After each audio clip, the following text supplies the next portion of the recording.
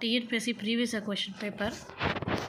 Who described Gopalakrishna Gokhale as the diamond of India, the jewel of Maharashtra, the prince of workers?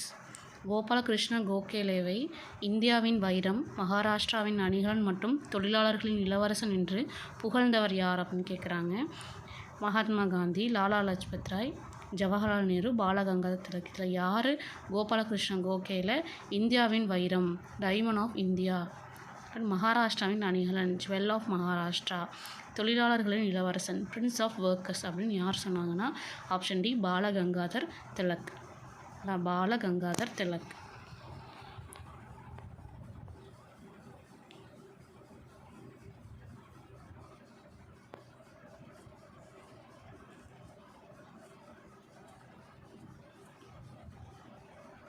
First question, your polity question.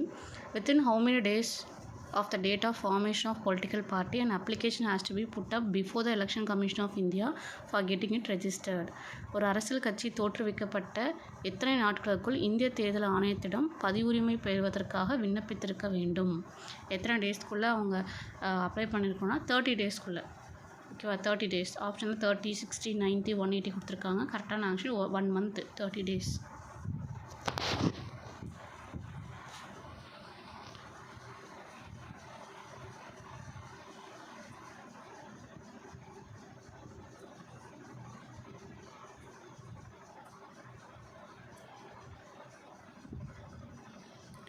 Due to the efforts made by Dash, the government passed the Native Marriage Act in 1872 AD.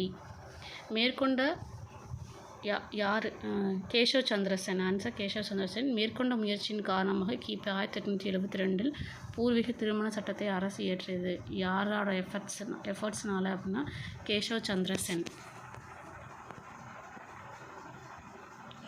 Which is the most important reason to consider India as a secular state? India ஒரு secular state அப்படின்னு சொல்கிறதுக்கு முக்கியமான காரணம் என்ன?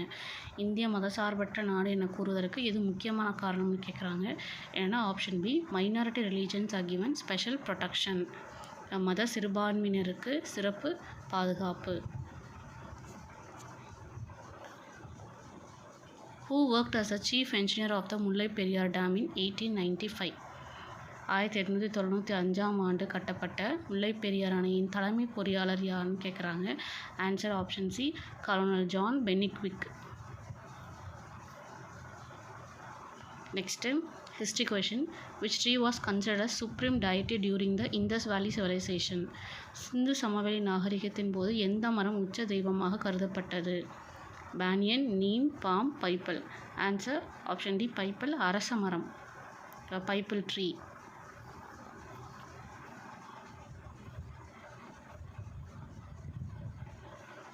அடுத்து which Mughal prince album is still preserved in the library of Indian office at London?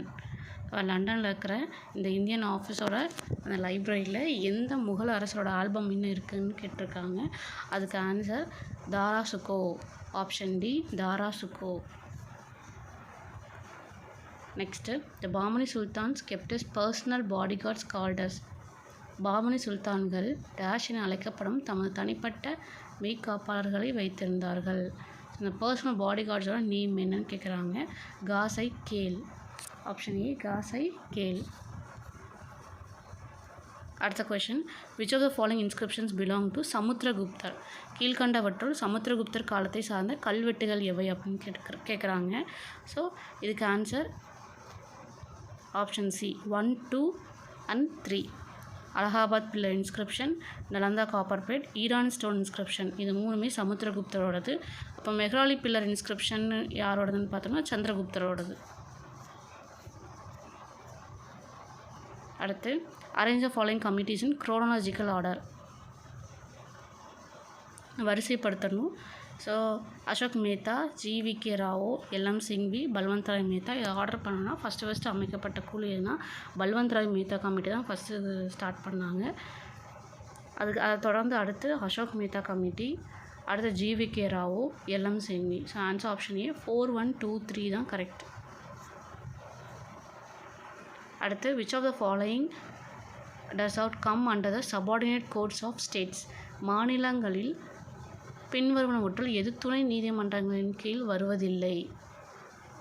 Does not come under subordinate courts of the state அப்படின்னா consumer courts வராது. Option B consumer courts நுகர்வோர் நீதிமன்றங்கள். So criminal court, civil court, revenue courts இது எல்லாமே subordinate courts கீழே வரும். ஆனால் இந்த கன்சியூமர் கோர்ட்டுங்கிறது இது கீழே வராது.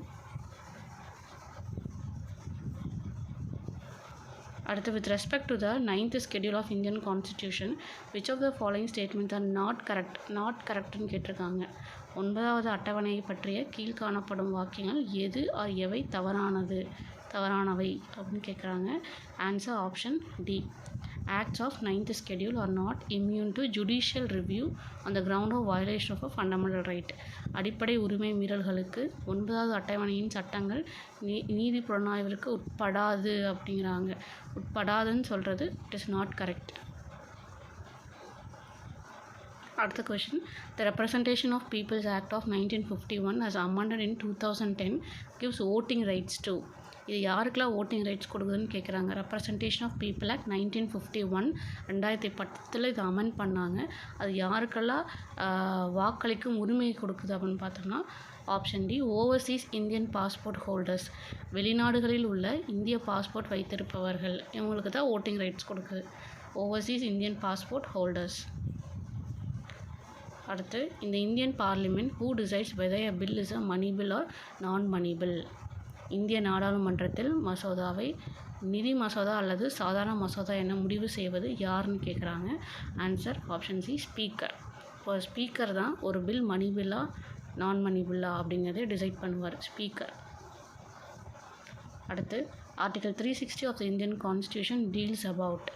ஸோ இந்திய அரசியலமைப்பின் 360வது விதியானது எதனை பற்றி குறிப்பிடுகிறது? ஆர்டிகல் 360 அப்படின்னா அது ஃபினான்ஷியல் எமர்ஜென்சி, நிதி அவசர நிலை. Financial emergency article 360.